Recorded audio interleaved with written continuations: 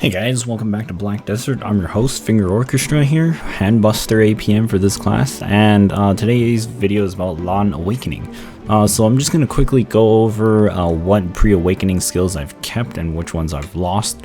I pretty much abandoned almost all of them. I took Blade of the Blood because this is just simply for PvP, and I think it's hilarious as shit to trade hits with somebody and stab them in the gut to cause a stiffness. It's actually worked out more than once.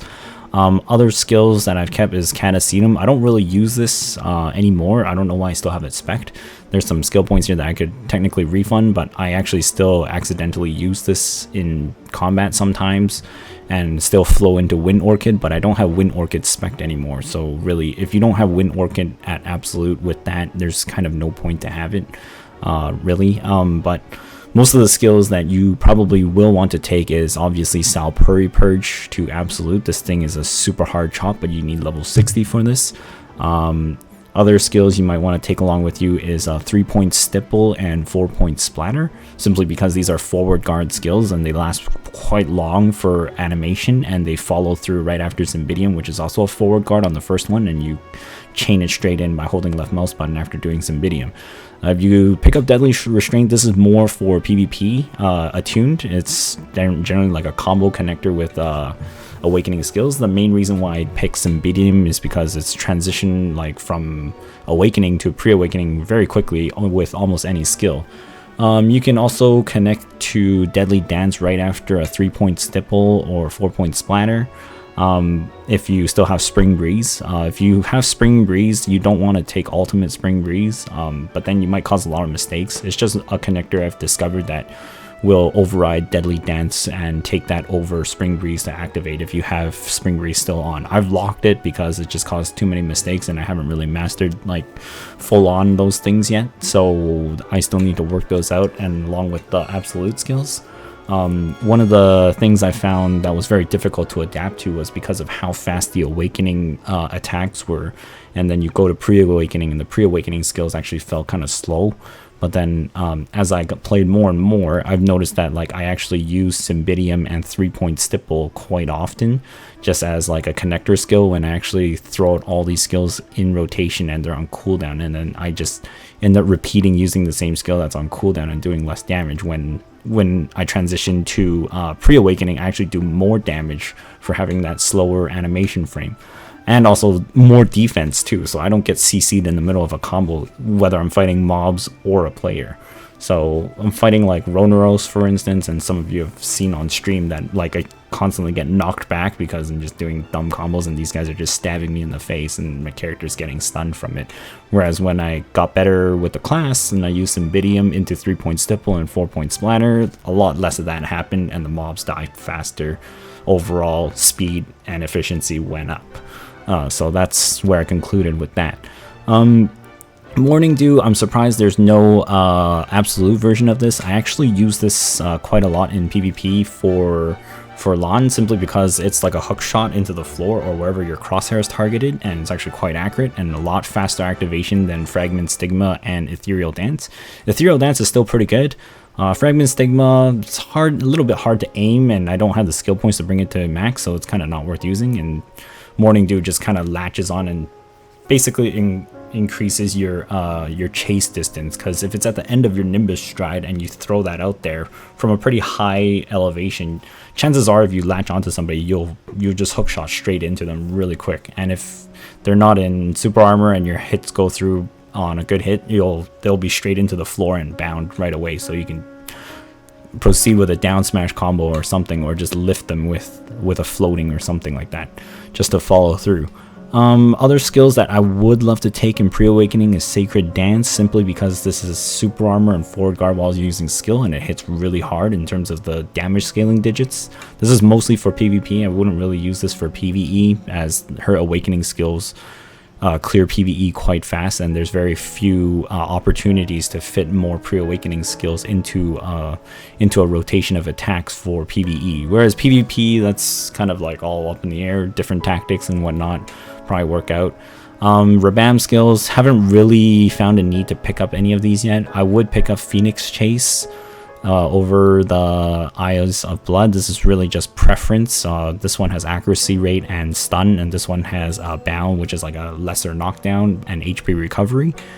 And then for the for the second rebound skills, I would take White Huron, simply because it's got bound, down smash, and also brings me to the target and loss of DP, whereas Cymbidium Trail would be more super armor and damage, but not really that much CC, so, or no CC at all. So this one is attack, one's defense, so take your pick there.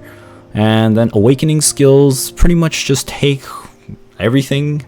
I've locked Blood Moon Twist. Maybe you might not want to take this. I don't really use this one very much. This is more hotkeyed. I put this on hotkey because sometimes I might just throw it when an enemy is downed on the floor for a chance at down smashing. That's about it. I only locked it because I don't want it to trigger by itself after following through a tailspin. So if I have tailspin and this locked, this is super armor all the way through, especially when you get Vice as well. Vice is also a flow right after tailspin, and also a weapon changer from pre-awakening to awakening. So in terms of changers, you probably want to use Salpuri Purge to switch, Cymbidium to switch, and Flow Vice to switch when you get it at level 59. Eradication is completely pointless. I don't even know why this skill is here. It's very weak, it's slow, there's no protection, and it's dangerous to use, so just don't take it unless you want to be a leapfrog. The grab, soul rate is grab. This is pretty straightforward, just to force situations or to catch people that are hard to catch. Earthly Pain, I actually took this to maximum level. I actually found this to be very, very useful for PvE and PvP. The lifesteal on it is ridiculous and it's amazing. And it's also good for floating people on the floor, and it actually animates really fast. So it's actually good quick chip shot damage. And if you got high crit rate from skill add-on, from Z buff, and whatnot, this can actually do quite a bit of damage, especially on air attack.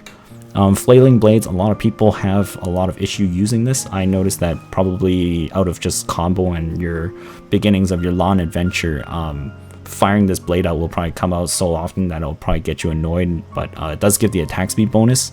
If you use it after Bloody Strides, it's sort of like a scorpion tail that just kind of shoots out from Lahn, and then the range is actually slightly increased when you do it after Bloody Strides, as opposed to any other method that I've tried doing. It doesn't shoot it as far compared to a Bloody Stride after a Bloody Stride.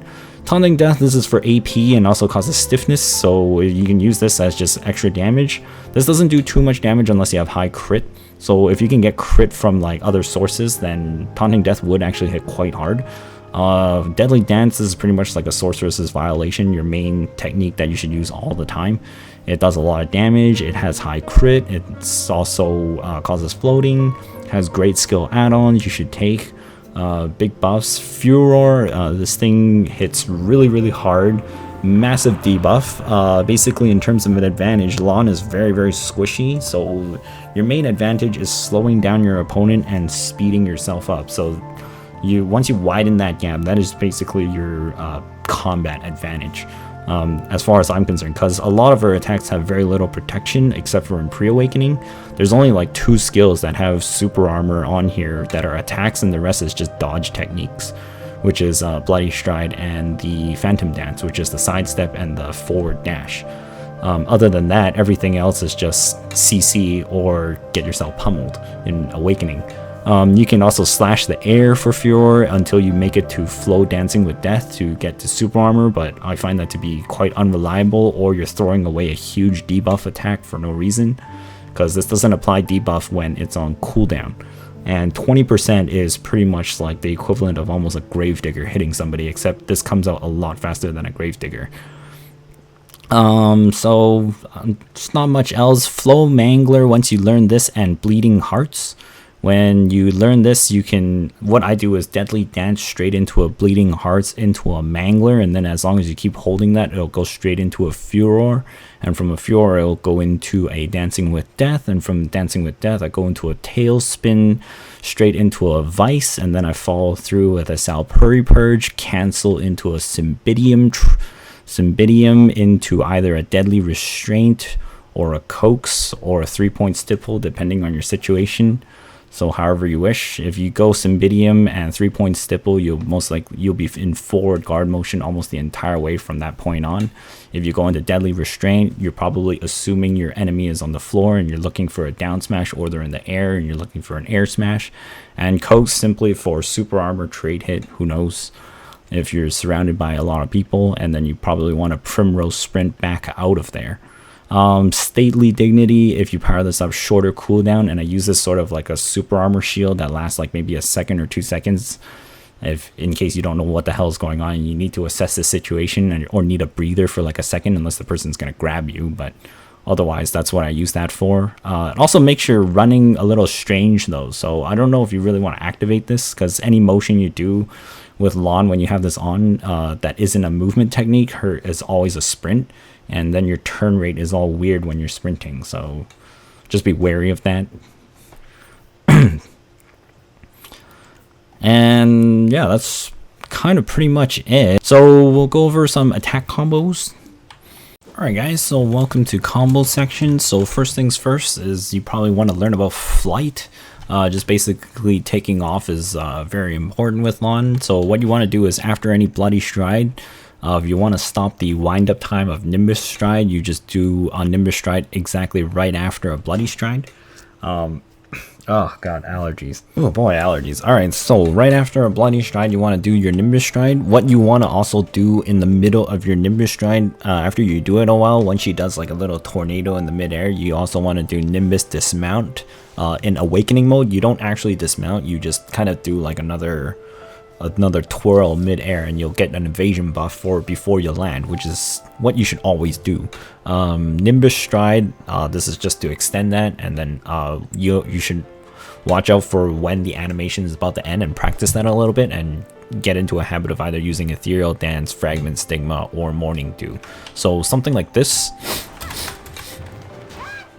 and then just like a twirl there, and then you twirl again and go into a cloud ride, and then you'll be with an evasion buff while you're also on the floor for a few seconds. So there's an extra little evasion buff, so hopefully you'll survive slightly longer. You'll take every little boost you want if you want to be good at this or whatnot, who knows.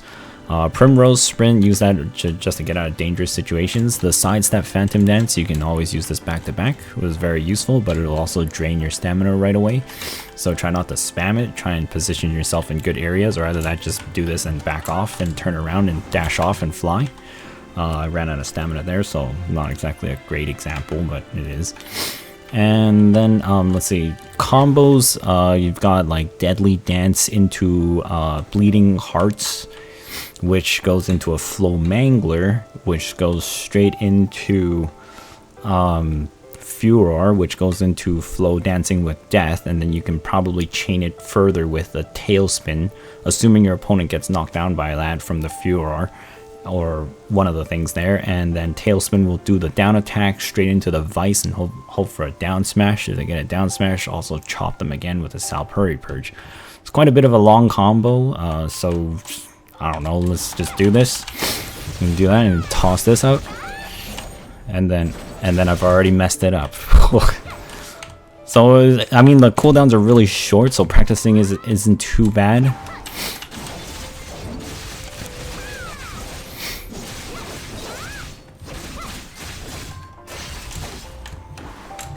Alright, so that's one way to get about 8 of your skills in rotation. Bridal Despair, throw this out as much as you can. It does a decent amount of damage. You learn it at level 56.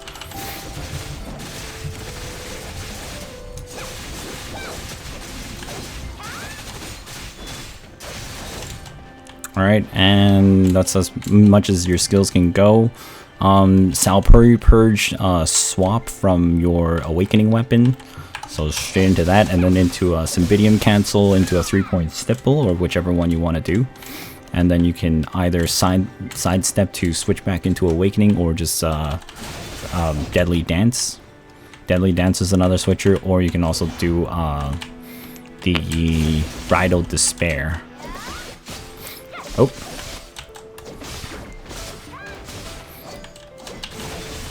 I know that Bloody Stride with Flailing Blades goes a little bit farther.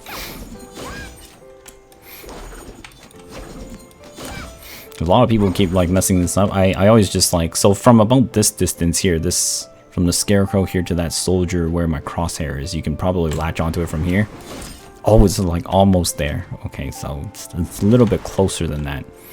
So probably from this scarecrow to that soldier right in front, right over there. And then you just start launching them or whatever. And then you just have to keep throwing all your skills together onto it. Takes a while to get used to, obviously, but practice makes perfect. And yeah, that's why I want Blooming Nether Hearts, because it does a lot of damage and knockdown or whatever.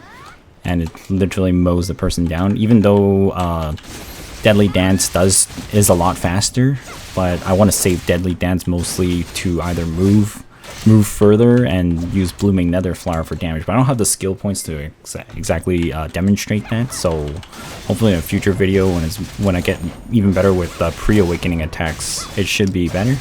Because I don't want to focus on using awakening attacks all the time, because in large scale PvP it becomes problematic because of how very little super armor she has.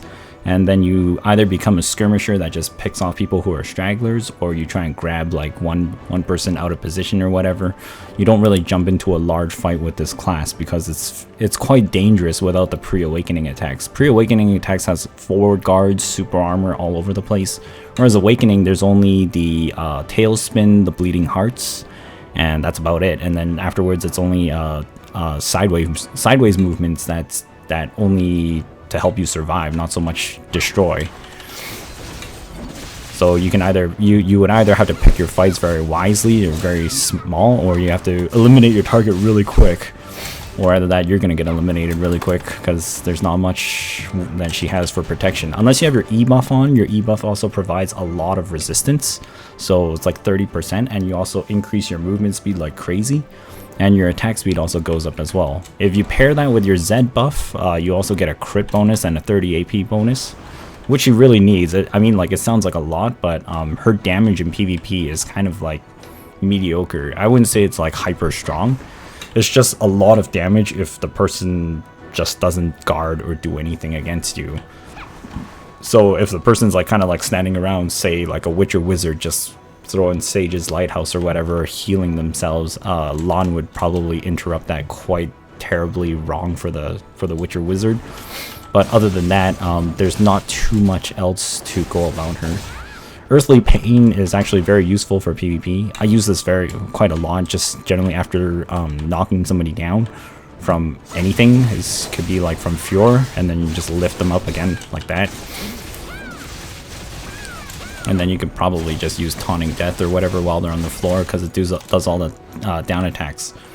So that's kind of it in terms of a gist of Lahn. There's not too much to go about it other than getting these attacks in rotation at a speedy pace.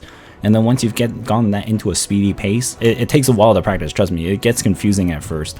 A lot of people will probably like be doing Tailspin all the time because you can spam this, and every time you use it on cooldown, it does quite a significant less amount of damage. Same with Furor, you can spam Furor all the time and just hold shift left mouse button, but once it's on cooldown, you're not gonna throw that debuff on your enemy. They literally have no debuff until it's off cooldown. So hit that soldier, he has no debuffs on his name there, other than the skill add-on or something or pain coming from somewhere. I don't even know where the pain is coming from.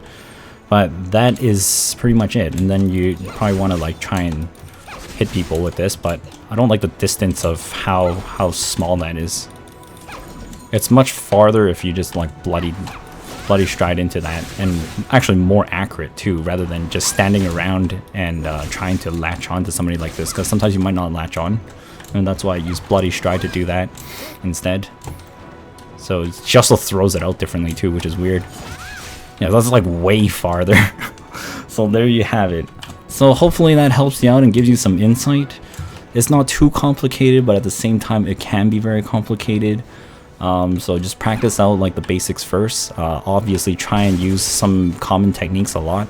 I don't use Bridal Despair too often, but it is a strong attack and I do advise to use it more often. I just don't use it because, I don't know, I just don't like the way it looks, but that's just me.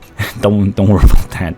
And Eradication, practically useless. I have no idea why why that does so little damage and very much of next to nothing. Alright guys, so until then, I'll catch you all next time. Hopefully, if I think this doesn't cover enough, I'll make an updated video of like literally everything at a microscopic detail.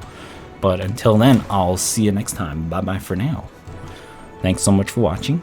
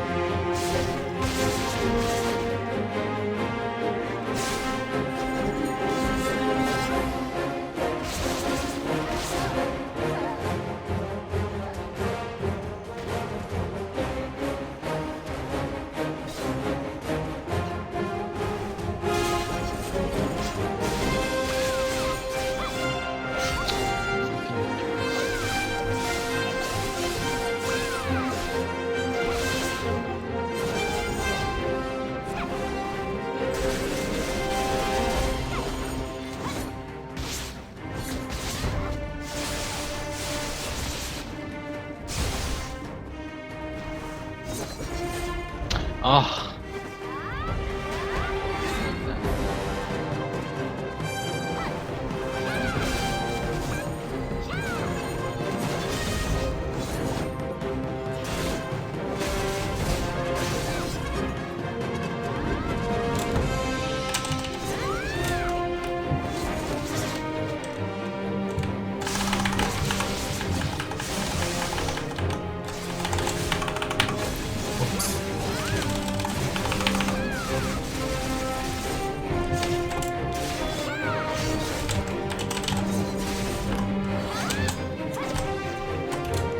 Oh, fuck, that's so hard to get you. Oh man. Let hide. Wow.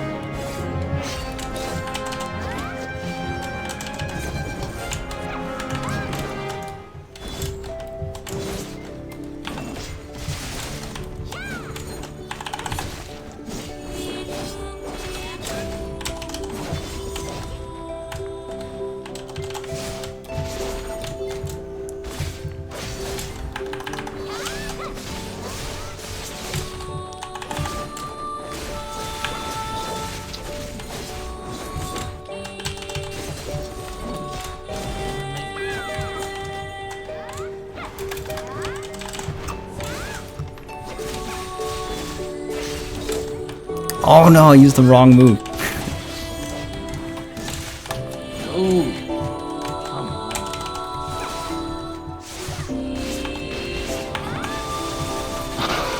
Oh my god, the slows.